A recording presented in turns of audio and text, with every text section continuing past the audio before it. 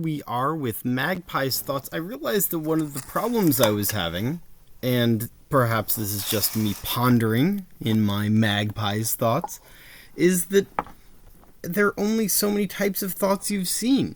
So it would be a reasonable assumption, if you'd listen to every single one of them, that this is all about politics and government and big ideas. Now, it is about big ideas, but it doesn't have to be about the government. Alright? So I was trying to think, what is something different that we can talk about? I have lots of ideas, almost unlimited ideas, but what's something different? So I looked through my ideas, just a giant list, and I'm like, I want to show them something different. Maybe we can get back to politics later. But just to give an idea of the range.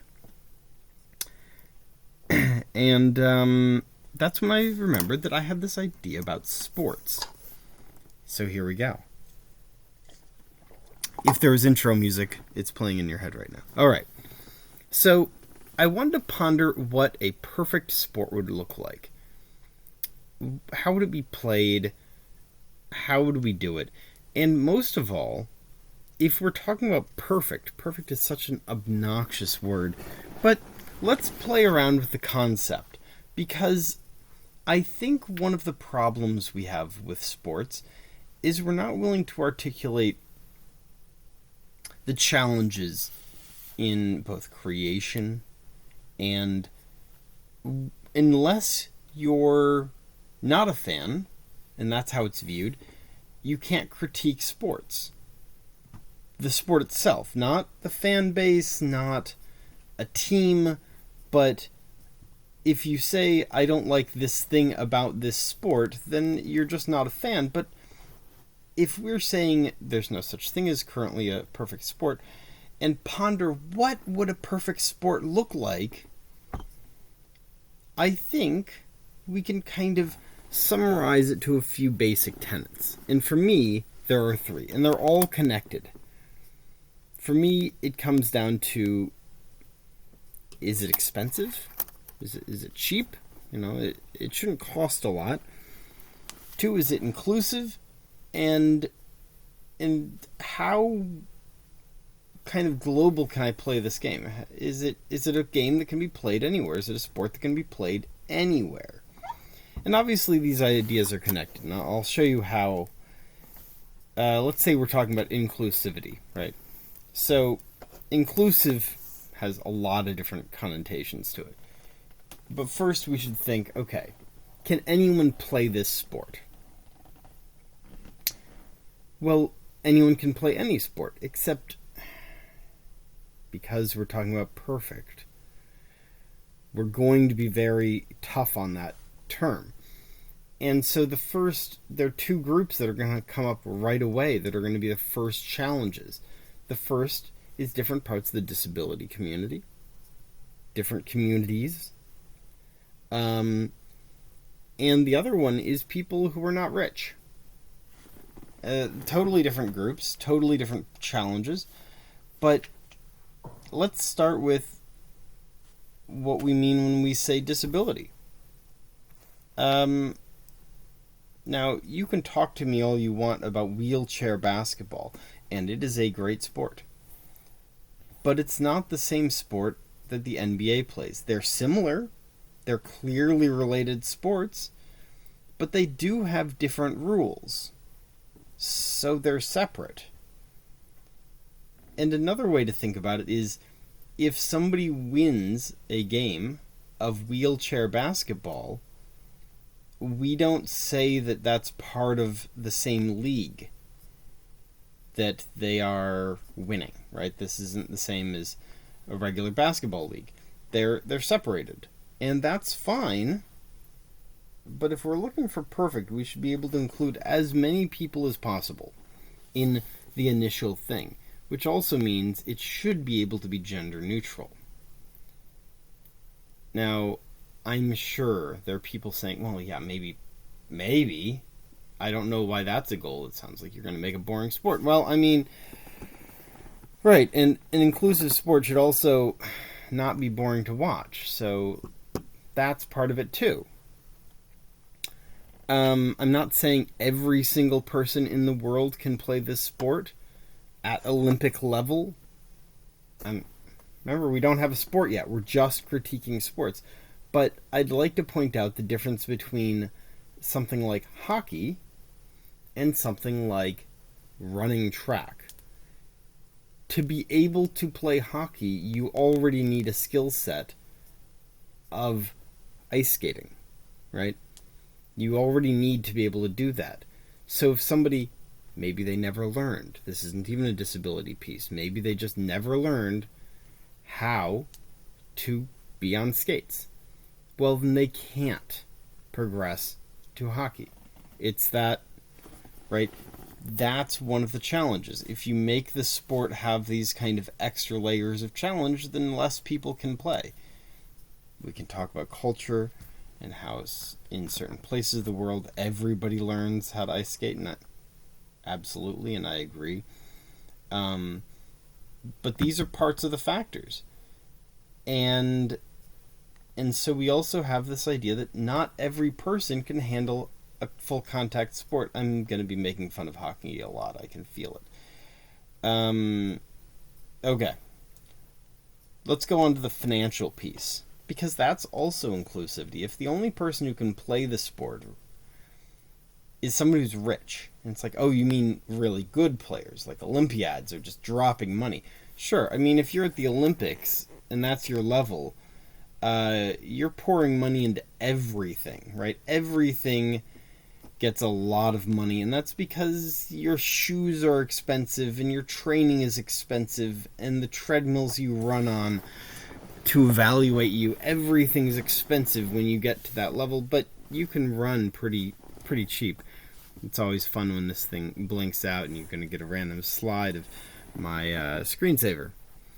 But I think my point here is that to play it, just to play it in your backyard, in around the corner at the YMCA, to just play this sport at your high school shouldn't be expensive.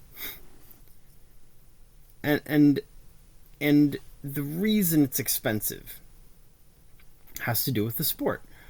Some sports are always going to be expensive because of their very nature is expensive. We're going to make fun of golf now. Golf is a very expensive sport. It's extraordinary how expensive golf is. This is me keeping my screen from falling asleep again. So why is golf so expensive? Well, because you have to have your own clubs. Okay, but clubs aren't that expensive, but compared to what? Also, to play golf, you need to be somewhere with a full golf course. Not just a thing that can exist in an urban environment.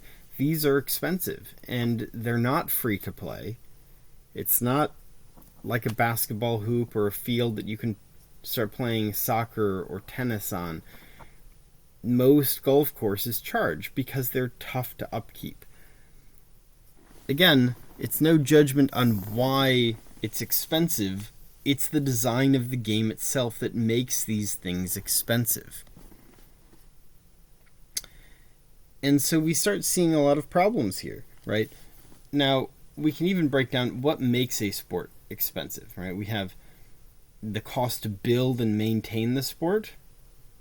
Okay, so that's what we're talking about with golf, right? Then there's the cost to be somewhere you can train. Think about the most expensive sport, anything with equestrian and horse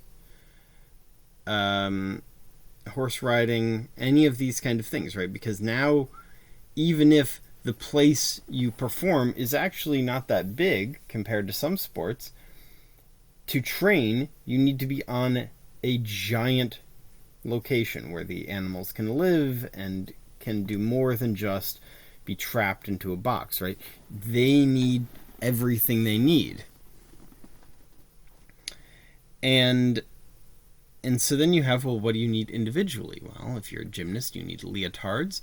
If you're a track runner, you need cleats. If you play baseball, sure, you need your own baseball bats, right? And on and on. depending on who you are, what kind of situation, how serious this game is. There's all different versions of this. But we want the game to be cheap. And we want it to be pretty cheap most of the time. And so we also want, and this is the one I haven't brought up yet, I want it to be played anywhere. I want a good sport can be played anywhere. What does that mean? Well, depending on the sport, there are certain flexibilities that we give to sports about how and where they're played. Some sports we have so many rules about it that it really does hem us in to being expensive. But other sports always give some flexibility. Take baseball. Yeah, the measurement between the bases is locked in based on the league. But even Major League Baseball, if you say, well, how far is it from second base all the way back? How far is the outfield, in other words? If you were to say how many square feet it is, or if you're from some other part of the world, how many square meters it is, well, that's not defined. The shape of the outfield, the distance it is from the infield to the outfield, there are minimums, but that's not the same thing as an actual number. And you say, well, that's just, you can have some flexibility here, and I agree. That's my point. I just feel like we often take this flexibility, great as it is, and say some places that would be a home run. Other places, it's still in play. That's a huge difference, depending on which stadium you're at.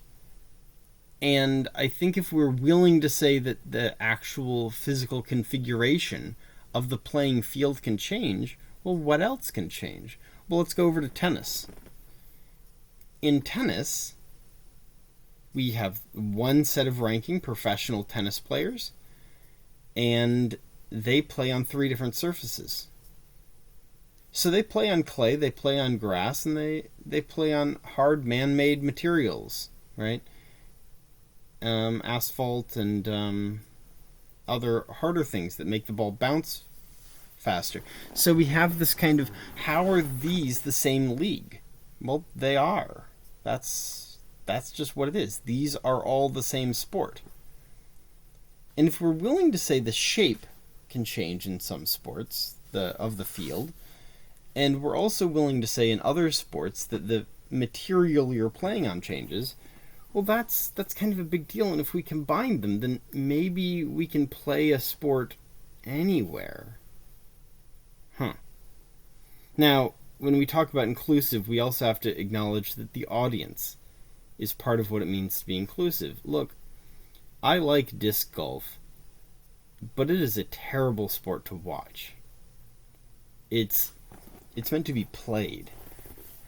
And the same is true of golf, because there's nowhere you can stand,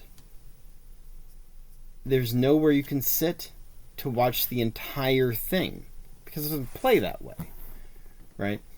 It's a lot easier to watch a game of baseball or basketball or hockey or soccer, football in the rest of the world, rugby, because they have stadiums, right? Even track and field only gets challenging when we're talking about like a marathon, because you have to decide which part of the race you want to watch. And that's the same thing for golf. What part of golf do you want to watch? Do you want to follow one person through the whole thing? Do you want to follow the leaders? Do you want to stay on the most interesting hole? I can't answer it. And that's up to you. Okay? But it shouldn't make a choice. You should be able to see the entire event if you're going to watch it. It's part of it. We can't deny that spectators aren't part of the sport. It's okay. So to review, we want a cheap sport that can be played anywhere. Indoors, outdoors? Yeah, sure, why not? So I have an idea for a game. A sport. And I'm going to give you some ideas before I go through rule by rule of the game. Just the general idea. I call it, and it's a bad name, so we'll apologize now, obstacle builders, which isn't very cool sounding. But essentially what we're going to be doing is two teams facing off, and they will, in segments, build an obstacle course. Now you might say, well, that's strange. The obstacle course has to be run by both you and the opponents. So you can't just make your obstacle course impossible while they make theirs reasonable. No, you're going to have to run your own obstacle course as well.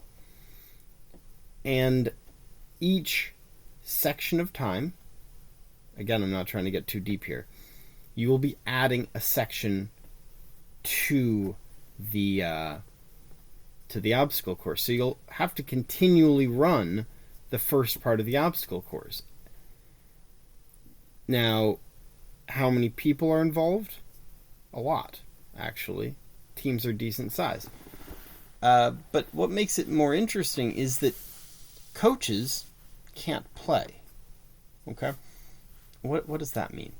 When you're building the obstacle course, or deciding who's going to go through it at any stage, that's decisions that would be made by players. And this is something I generally believe in sports, is that there's a difference between the coach who runs practices and manages who's out sick and tracks all of that kind of thing, than the coach who pulls the pitcher or decides on the plays, or in hockey switches which line is going out. Right? Those are very different ideas. The coach who runs practice isn't necessarily the same type of jobs. We've just decided universally that it's the same person. But I think sports would be much more interesting if we said one of the jobs of a player is to make those calls. Nobody can overrule them. It's the team captain doing jobs that normally we make the job of a coach or a team manager or something like that. And the reason why this matters is it actually has some interesting implications for fitness and intellectual stuff. Because if the sport takes certain physical fitness in any capacity, right, then we're going to be already starting to say, well, can men and women do this one equally? What about disabilities? But what if we said one of the players is the one who has to design the obstacle courses? Now, they might have to go through it too, but if you have this whiz kid on the obstacle course design, then I will carry him on my back through the course if he can make a course the other team can't win. Because that's how we're solving this problem. The sport is more academic. Now, one quick question you might have is, what the heck are these obstacle courses going to look like? Are we building giant metal structures? Or are we just talking about like foam blocks or something? Well, it depends. It is a flexible thing. Probably more of the foam than the metal. In general, you should be thinking of smaller objects. But it's up to whoever is happening. But I'm afraid that if I give you too much, we're going to have to get into the nitty-gritty. So this was just a teaser. So till next time.